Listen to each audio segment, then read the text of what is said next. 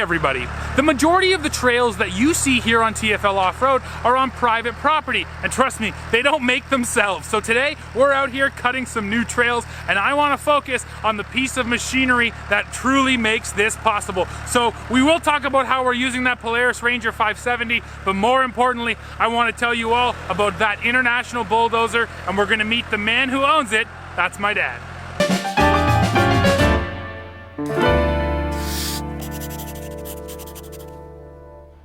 So Dad, here's the International. Why don't you tell us everything there is to know about it? First of all, when did you get it, where'd you get it, and how much did you pay? Well, I bought it about 4 years ago. It's 1976, 500, Series E, which is the last in the 500 series. They built them for about 20 years in Hamilton, Ontario. Nice. Before the International plant closed up there in the mid-80s.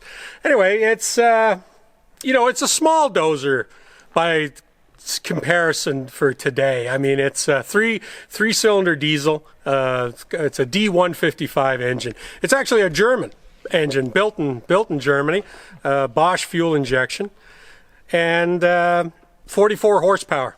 That's all this thing puts out. But you know, for what we're doing here, and the fact is that I bought it for scrap value, $5,000. Which is pretty much what I'd get if I took it to the wreckers, because it weighs that much. It weighs 13,500 pounds.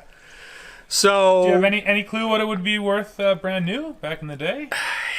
As a matter of fact, yeah. Back in the day, I think they sold for around $8,000. Okay. You know, this thing's done a lifetime's worth of work. Oh yeah. And the one nice thing with old equipment that I really enjoy is that there's no electronics. Everything is mechanical. So even if you don't know, you just keep looking at it until you go, oh, okay, I see what the guy did there, you know, and you figure it out, right? And you can backtrack on everything. There's no resistors, there's no chips, there's no computers, there's no ECUs, there's no codes. It's just straight up mechanical. And then on top of that, diesel. I love diesel because no points, no condenser, no plugs, no electrical. Once this thing runs, it'll just stay running forever. If you just keep putting fuel in it, it'll just run forever. Yeah. So luckily the hydraulics are still strong on it. The things that go bad in these things are seals, you know, and the undercarriage because it wears. Sure. But you know, for that kind of money, I mean, it's a hell of a toy. And when it comes right down to it, like I convinced your mother that I had to have a bulldozer, you know, for all the work we're doing up here. Of course. But the truth is, I just wanted a bulldozer.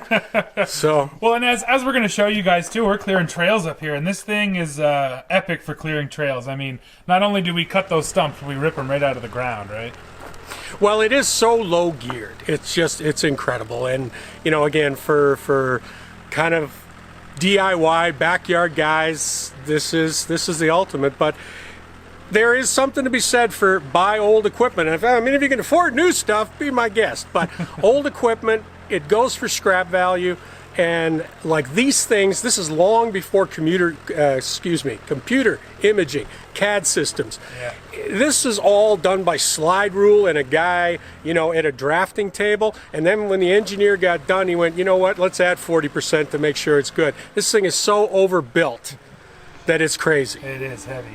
Why don't you show us around the interior, if you want to call it that, and just some of the controls here, just so people can kind of see how this thing actually works. Well, like most crawlers, you've got the two sticks here. Basically, this is a brake. It's a hydraulic actuated brake. So you either stop one track or you stop the other track. So you just pull back, and this is how you're actually steering. Yeah. You've got this one has a torque converter, which is actually nice. There's no clutch in this. So this is simply just forward, or reverse. And you can do it on the fly, which is really nice when you're working in close quarters. Yeah. So, and then the throttle control, you just set it up at whatever speed you want. And then on the floor, there's what they call a decelerator. In other words, it's not meant to accelerate. What it is that when you step on it, the machine slows down. Again, as you're coming up to something, you can stomp on it, slows right down to an idle. You let go of it, speeds right back up again. And then on the other side, we've got a four-way control for the bucket. Up, down, flip, curl. And basically, gotcha. I think there's supposed to be about 3 gears in this. I can only find 2. I either have third, which is high, so I use that to get to where I'm going, and then reverse, which is the lowest possible gear, which is what I use to pull stumps. Gotcha. And then the gauges up here, none of them work. None of them work? No. Absolutely nothing works. Gotcha. So I just check my oil, I check my rad every once in a while, and past that, I hope for the best, and if the thing suddenly starts smoking, I know I've got a problem. And I know one of the issues we think we've been having anyway is fuel flow, so I'll cut now and show you guys what we've been doing to try to fix that. So what are you working on here right now? The fuel filter. There's 2 fuel filters on this, diesel, and we had an obstruction in the line from the fuel tank to this filter, so took everything apart and then blew air back through the line. Seems to be okay right now, but I got to get these seals on properly, otherwise it leaks like a sieve. Yeah, and this is what we figure is causing the power issue, right? Is the fact that it's just not getting enough fuel? Yeah, I just think there's some dirt in the tank which is sitting on the screen and stopping it getting as much diesel as it needs. Yeah. So hopefully this will have solved the problem. That would be nice. And here's the fuel tank right on the very back of the machine back here. And the fuel lines are right down in there. Now we've got mud, gravel, big rocks, so why do you like these tracks so much on this thing, Dale? Well, straight up the tracks go a lot of places where wheels just don't go. They don't care about rocks, they don't care about logs. They just crash over everything. It's really made for somebody who's not very gentle, yeah. Which is probably what you'd call me. Yeah, I got some shots here of you pulling some wheelies. No, I guess there's some endos technically where the rear end comes right up. It'd be an endo if it went right over. It's not gentle, but it gets her done. Yeah, no, that would be a bad thing. But you know what? If you got rough work to do, and we're in the primordial bush up here in Ontario. Oh yeah. So this is definitely rough work. Absolutely. And you know, it's fantastic. I mean, that bucket is rated at 5,500 pounds, so it picks up some really big stuff.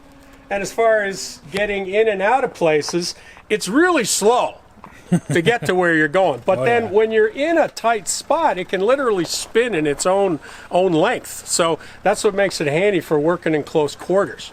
Gotcha. All right, well, let's hear the heart of this beast. Why don't you fire it up for us? All right, well, you stay there and I'll just reach across over here. Yeah, sounds good.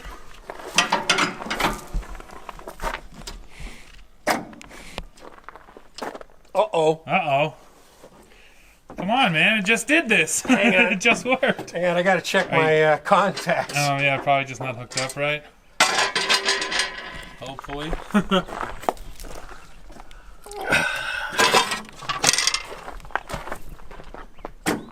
Come on, baby. She might need a boost. I shouldn't need a boost. I know, I didn't think so. There we go.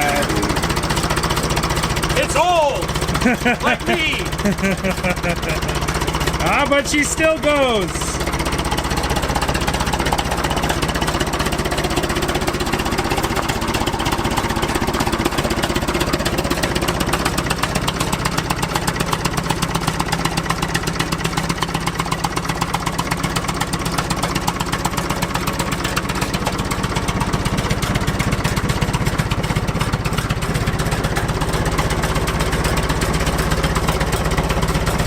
All right, everybody, you've seen the International now. Now let me show you all the work that we've been doing. Everyone, meet our new trail. This is the Left Hook. Now, some of you might remember that this trail actually began last year. I made a video about starting cutting this trail last spring, and we're just finally getting back here now to finish it up. Now, last spring when we cut everything down, we left a whole bunch of stumps like this one you see right here.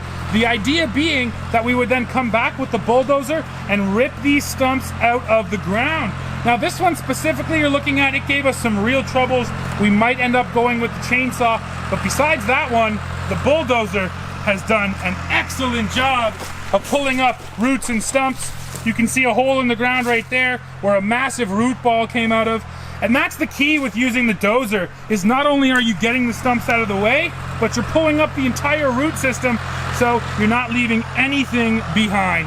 Now right now it still looks like a bomb went off up here, but this trail when it's all done is going to be awesome. And most importantly, when it's all done, it's going to be gnarly. The back section of this trail is swampy. There's a hill on this trail, a nice steep rocky hill climb.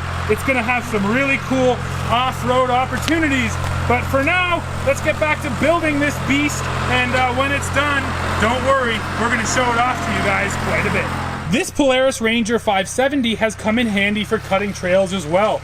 On the very first day out here, we used it to carry all of our gear back to the trail, and one thing I love about it is how skinny it is, because it was actually able to wind down this trail even though all the stumps were on it. So yes, having that, you know, really skinny width just means it's going to fit into some tight spots.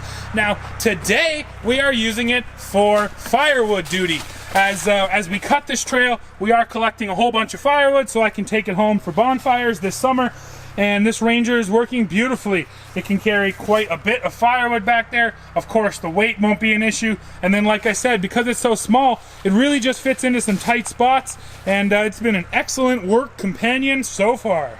Those tracks definitely leave a mess though. I'm not sure how well you can really see this on camera, but this trail is chewed up. It's entirely uneven. There's lots of mud and dirt everywhere. It's extremely rough. It's going to take some grading, I think, by our tractor to really smooth it out. But you know what, guys? Here's the exciting thing. I also think this is going to be one of the gnarliest trails we have here on the property. Not only is it going to be all whooped out, this is just pure soft earth. So after any rain, this is going to be a mud fest. And we're not done cutting it yet. Today we just got to the top of the hill over there in the distance. We still have at least another day's work to get it done. So sadly we can't debut the whole trail right now on the channel, but that will come soon enough. And you see how wide this sucker is? We're making sure it's ready for ATVs, side-by-sides, and pickup trucks. And let me tell you, for a side-by-side, you might walk right through here, but for a pickup truck, I really don't know, and I can't wait to test them out. And if you want to see how rough this trail is for real, check me out here on the Polaris. That is it for this one, everybody. Bulldozer is being put away to have a good night's sleep after a long day worth of hard work. Now that dozer really did an amazing job, and when you are doing work like this, you just cannot beat having that kind of equipment, because you know what, it's saving my back and I appreciate that. So like I said, guys, that's it for this one. Go below, let me know what you think of the dozer, let me know what you think of that new trail. I cannot wait to show you the entire thing once it's done. And then, like always, hit like, hit subscribe, and come straight back here to the channel for the latest news, views, and real world reviews. See ya.